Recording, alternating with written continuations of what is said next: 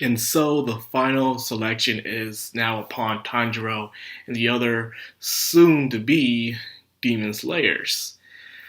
You could say this could be the tuning exam for these people because Lord knows some of them are not going to make it. Because come on, it's bad enough in the land of ninjas you're killing other ninjas and giant ass animals in Naruto, but in this one you're fighting off against some serious man-eating demons with extreme powers that are extremely hard to kill. Plus, who knows, you could be fighting other demon slayers as well who are desperate to survive in certain situations. So, you have that too. Tanjiro has passed his test and his master teaches him all that he knows.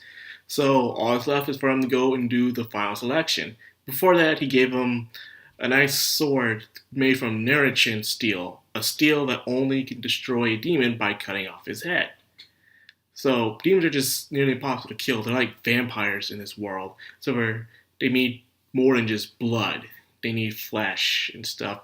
It always makes you wonder why demons can't just eat, I don't know, animals and stuff. There, I guess it's something to do with it. Who knows? But that being said, the mask that was given to Tanjiro had extreme importance to the master and stuff. In fact, he even mentioned that he was tired of seeing children die. He was hoping that Tanjiro wouldn't make it past to the final selection, and we learned that later on down the road, unfortunately. Tanjiro has gone a long way. He was good on his own without any training, don't get me wrong. He was really good. But now, with this, he seems to gain some sort of true expertise. He's on a path to that anyways. At first, he had his quick wits about him. Quick wits and his intuition, his instincts. But now he learned a new kind of technique with water. If you don't know, it's most of the times in anime, it's always, the main character is always learning fire techniques, explosion techniques, or techniques to do with darkness. But you rarely see a main character using water. I know another series actually where it's all about water. It's called the Water God style, and it's where you can't attack your opponent first, but your opponent must attack you first. So it's like doing with defending, countering, and parrying. But I guess this one's completely different. I guess with this water kind of technique, with Surface Slash and the Water Wheel, it's more to do with your breathing. You know, your posture and breathing. I bet this allows him to move like he's swimming in water. I guess that's to do with him with all the constant breathing exercises he had to do. A lot of cardio, holding his breath, underwater, all that stuff. So he had to learn to feel like he's in constant underwater all the time. Because of this, he had gained extreme speed, with his, making him hit very hard. However, with this kind of technique, I bet they're not that powerful. As in, they don't have a lot of force. When you move with water, water can have a lot of force where it's raging down. But the way he's moving is very quick. So, his attacks are fast. But I bet he has to hit fatal points in order for it to be effective. Makes sense, because that's how most water techniques work anyways.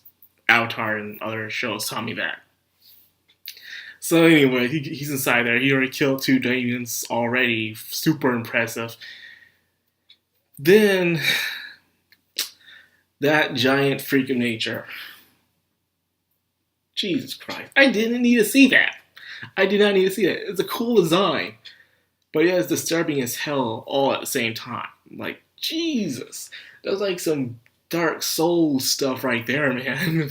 the arms and stuff. It's just, the dude had arms all over his body. Like, no matter where he go, his arms had arms. His fingers could have arms, for God's sake. The dude had arms for days. No matter how much you cut them off, he would just grow more.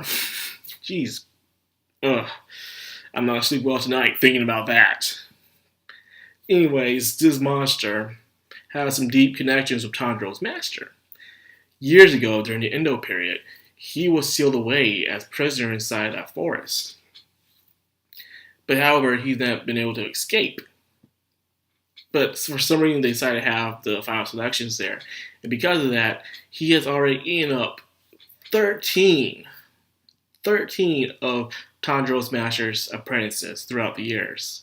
So I guess this is the reason why he is so doubtful of having apprentices, because as much as he does acquire people that have a certain skill and strength to reach that level, he believes not enough to face the true hardships ahead.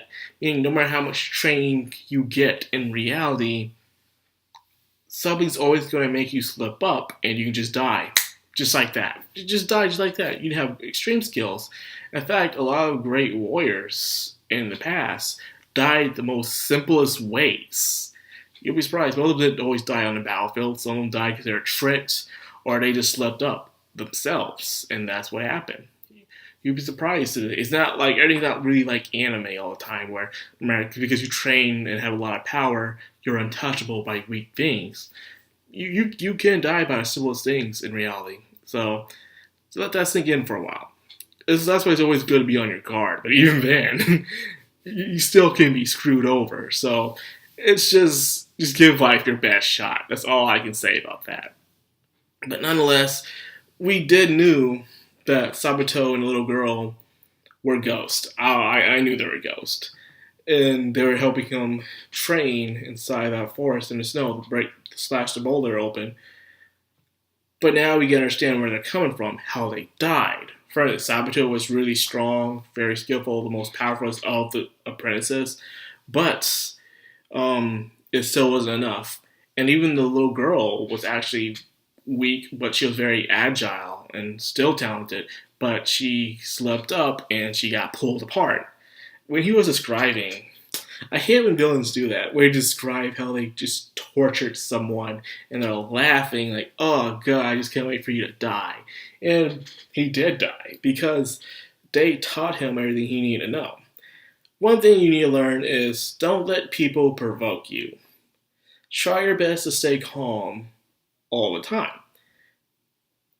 One way most fights start in the world is because someone is provoked to fight. Someone angers you, even if you are angry, use that anger in a different form of way to get your opponent. That's the best thing you can do, actually.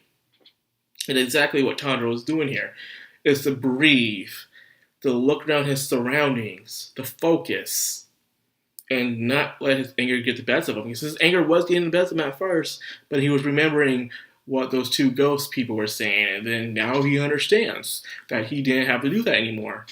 And because of that, he succeeded slaying his very first powerful demon. So these demons can live for a very long time, and the more they eat, the stronger they get. God, it's unfair, you know? You live in a world where it's mostly humans, but then again, of course, there's more humans than there are demons in that world, of course. So that's the reason why humans don't live that long and demons can. Because despite how invincible they are and close to immortality they have, there are certain ways to kill them. And when you do find out that certain way to kill them, it can become less difficult to live with them in the world, I would say at least. So yeah, so once again, another stunning episode. I enjoyed the old traditions music they were playing in the background, the scenery, the purple flowers. My God, that was beautiful. UFO Table, my God, if only you would make more anime. My God, it would just been beautiful. Imagine if UFO Table did Tokyo Ghoul, adapted the right way from the manga. Because in the manga, it has a lot of flowers, symbolization of flowers in the manga. So just imagine the beauty that UFO Table could have done with those kind of anime. It just makes me jealous that any anime that gets adapted by UFO Table gets such good quality treatment. However, I hope this doesn't break their bank. I know there were times in the past where they were trying to do some anime projects and they had to stop for a while and do it again later on because they just didn't have the budget or the team to continue it. You know, stuff just like, I think the latest was God Eater, actually. When God Eater was out, they had to stop at a certain episode. You like episode 8 or 9. They had to stop and they had to finish the rest later on. They finished it, but they had to do it by the next year. But anyways, I'm ranting on about that. It's just, I hope they have enough money for this, because I know they're still working on some Fate stuff. So anyway, that's all I got for the review. It was an amazing episode. I can't wait for next week to see more. It's just a stunning series, and it's just good that's coming out. So now people will start reading the manga. The manga's already like 140 chapters right now. So they have a lot of material to work on with this, actually. So this can go on even for a season 2 if it does successful, which I believe it will. It's Ufotable. They usually don't screw up most of the times. So anyway, that's all I got for the video. I hope you guys enjoyed. If you did, help me out. Like, comment, subscribe, and of course, hit that bell icon to get notified every time I upload. Macron Anime, signing out.